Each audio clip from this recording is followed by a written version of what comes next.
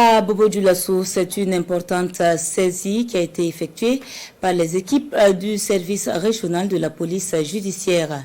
Sur instruction du procureur, elles ont mené plusieurs opérations de saisie dans les boutiques, mis la main sur des produits contrefaits évalués à près de 2 milliards de nos francs. Les 10 produits ont été détruits ce jour sous le regard d'Hassan Nagourabou, Siriki Milogo et Kaduro Menki. Environ 22 tonnes de produits prohibés constitués de produits pharmaceutiques, de stupéfiants et 22 carcasses de bœuf avariés, partis en fumée. C'est le butin de plusieurs opérations menées en 10 mois par les équipes du service régional de la police judiciaire des Hauts-Bassins. Un lot de produits d'une valeur de plus d'1 milliard 897 millions de francs CFA, dont l'incinération se veut une réaffirmation de l'engagement des différents acteurs dans la lutte contre la contrebande. C'est un travail qui a consisté à identifier un peu un certain nombre de magasins au sein du grand marché de Bobo. Et ces magasins-là contenaient les produits prohibés que vous voyez.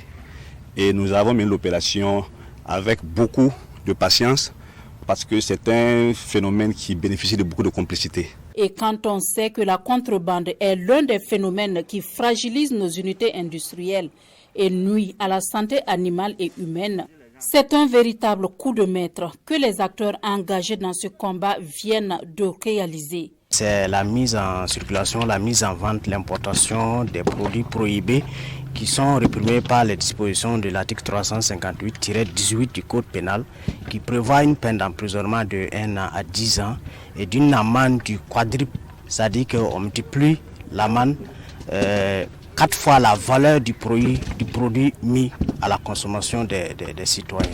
On remercie les services techniques pour leur implication dans cette saisie.